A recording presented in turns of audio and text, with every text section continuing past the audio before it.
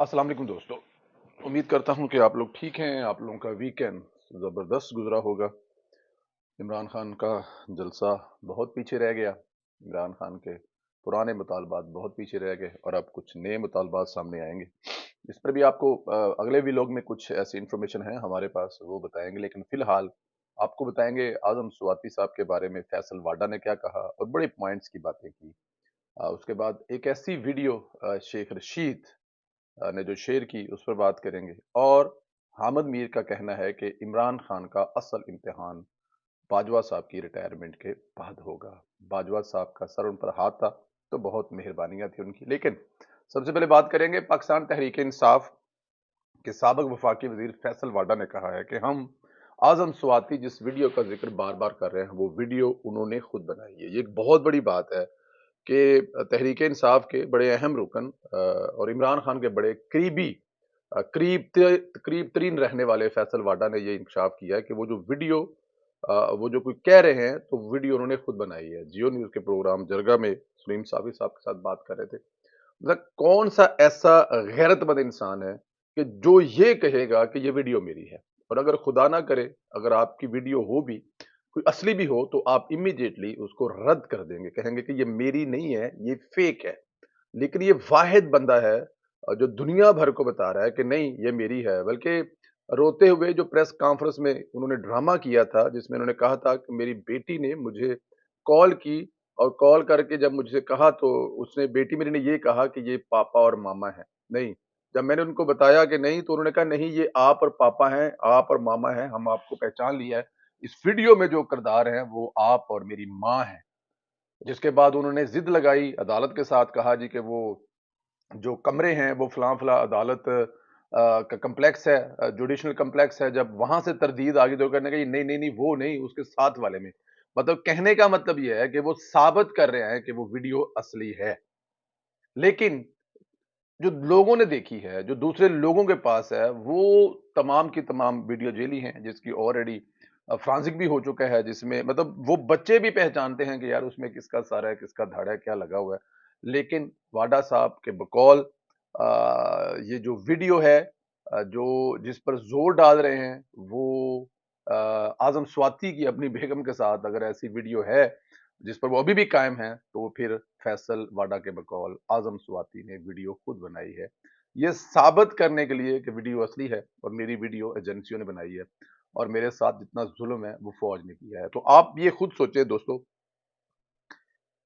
क्या इस हद तक कोई इंसान गिर सकता है कि आप इमरान खान के प्रोपेगेंडे को एक टूल के तौर पर इस्तेमाल करने के लिए आप अपनी वीडियो खुद बना सकते हो? मैं नहीं सोच सकता। मैं बिलीव भी नहीं कर सकता और आप भी मेरी हाँ में हाँ मिलाएँगे। कितने दोस्त हैं आप में से, मुझे ज़रा कमेंट करके बताएँ। कितने दोस्त ऐसे हैं जो ये सोचते हैं कि आज़म स्वाति साहब अपनी वीडियो जो कि वो कह रहे हैं उनकी वीडियो असली है, नकली नहीं है और फलाँ-फलाँ जगह पे फलाँ-फलाँ लोगों ने बताई।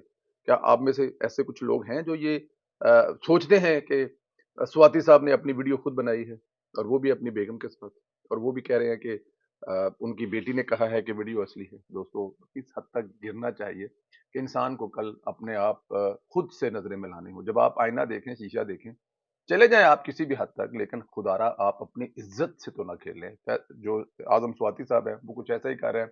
देखें उन्होंने वीडियो वीडियो की, उस पर वो खेले, उन्होंने प्रेस कॉन्फ्रेंस की, लोगों में रोना पीना किया, लोगों की हमदर्दियां ली, यहाँ की हद तक तो ठीक था। लेकिन वो उसको नहीं छोड़ रहे, अभी भी उन्होंने कभी उसको किस स्टेज पर ले जाते हैं। लेकिन वीडियो देखें कल वाला जो इमरान खान का जलसा था, बल्कि 1-2 दिन पहले वाला जलसा, उसमें जो स्वाति साहब की तकरीर को बड़ी अहमियत दी गई, बड़ा लंबा टाइम दिया गया, जिसमें उन्होंने फिर एक दफा फौज को गालियां, बल्कि वो तकरीर करने से पहले ऑलरेडी सोशल मीडिया पर फौज के सरबराह को और मेजर फैसल नसीर साहब को गंदी गालियां निकाल चुके थे। वजह सिर्फ ये थी कि इसके पीछे वो वीडियो थे। लेकिन क्या स्वाति साहब जो हैं उनको ये सब कुछ करने के लिए कहा जा रहा है या खुद कर रहे हैं? पर लेकिन अब पीटीआई के लोग जो है ना वो भी उन पे सवालात उठा रहे हैं। वो कह रहे हैं कि आज़म स्वाति ने इमरान खान की उम्र के इस हिस्से में अपनी जान, अपनी खानदान और अपनी इज्जत को जो ततार किया है। इमरान खान इस प्रोपेगेंडा को अपने सियासी अज़ाम के लिए इस्तेमाल कर रहे हैं। इमरान खान किसी के सगे नहीं हैं। نہ اس سے پہلے وہ کسی کے سگے رہے ہیں اور نہ وہ آنے والے وقت میں کسی کے سگے رہیں گے، کیونکہ عمران خان آپ لوگوں کو پتہ ہے کہ وہ استعمال کرتے ہیں چیزوں کو، اور وہ استعمال کر رہے ہیں۔ ان کو کوئی فرق نہیں پڑا، یا کوئی فرق نہیں پڑتا کسی کی عزت، بلکہ وہ ان کی اپنی باتیں سن لیں، آپ کو لگتا ہوگا کہ ان کو اگر اپنی عزت کا احساس نہیں ہے تو کسی کی عزت کا کیا احساس ہوگا۔ دوستو دوسری ویڈیو جس کے بارے میں ذکر کر رہے ہیں کہ شیخ رشید صاحب کے ٹویٹر ہینڈل اکاؤنٹ پر جائیں تو ایک ایسی ویڈیو وہاں سے شیئر کی گئی ہے جو امریکہ کے شہر لاس اینجلس میں ٹریفک بلاک بھی نہیں ہے، ٹریفک چل رہی ہے، لیکن اس کا ایک فضائی جو اگر دیکھا جائے تو جو پیک آورز ہوتے ہیں، یا ہمارے دوست ہیں، بلکہ ہم نے خود بھی شہر دیکھا ہے، ایسے ہی ہے اس شہر میں ٹریفک، بلکہ امریکہ کے دنیا کے ہر بڑے شہر میں ٹریفک ایسے ہی ہوتی ہے۔ وہ ایک خوبصورت تصویر ہے لاس اینجلس کی، اور اس کو شیخ رشید صاحب نے شیئر کر دیا ہے کہ یہ راول پنڈی جلسے پر لوگوں کے آنے کی لائنیں لگی ہیں۔ کوئی بات نہیں، ہو جاتا ہے، پروپوگنڈا کا حصہ ہے، لیکن دوستو اتنا جھوٹ، اتنا فراڈ، اتنا بے حیائی کہ آپ کو پتا ہوگا، لیکن سب سے بڑی بات ہے اس ویڈیو کو پاکستان تحریک انصاف کے 3 لاکھ لوگ دیکھ بھی چکے ہیں، اس ویڈیو کو کوئی 30,000 لوگ ٹویٹ بھی لائک کر چکے ہیں، اور اس کو کوئی 10,000 لوگ ری ٹویٹ بھی کر چکے ہیں، باوجود اس کے کہ وہ ایک 2 نمبر تصویر ہے، جعلی تصویر ہے۔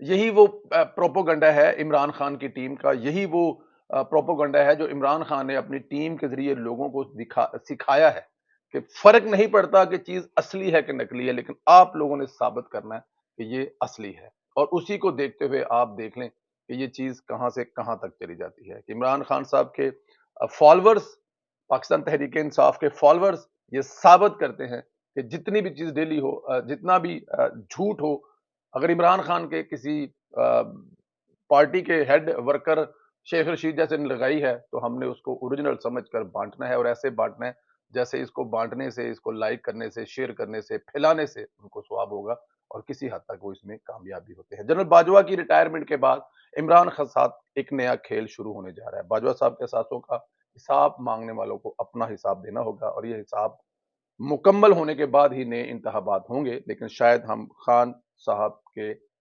فیض سے محروم رہیں گے، یہ حامد میر صاحب نے کہا ہے۔ باجوہ صاحب کی رخصتی کے بعد خان صاحب کو جلد احساس ہوگا کہ تمام تر شکوے اور شکایتوں کے باوجود اپنے باجوہ صاحب ان کے لیے ایک سایہ تھے، رحمت کا سایہ تھے، اور انہیں دھوپ سے بچانے کے لیے ہمیشہ سب سے آگے آتے تھے۔ حامد میر نے نئی ملٹری اسٹیبلشمنٹ اور عمران خان کے مستقبل کو بھی بہت اچھے انداز میں بیان کیا ہے۔ واقعی یہ جنرل باجوہ سے حساب مانگنے کا پلان بنا کر بیٹھے ہیں، لیکن ان کو پتہ نہیں کہ یہ اپنا یوم حساب ہے۔ سب سے پہلے توشہ خانہ میں پکڑ ہوگی جی، یہ احمد میر صاحب کا آج کا کالم ہے، اگر آپ لوگ پڑھیں گے تو آپ کو اچھا لگے گا، کیونکہ اس میں بڑی تفصیل سے لکھا ہے، اور یہ بات واقعی ٹھیک ہے۔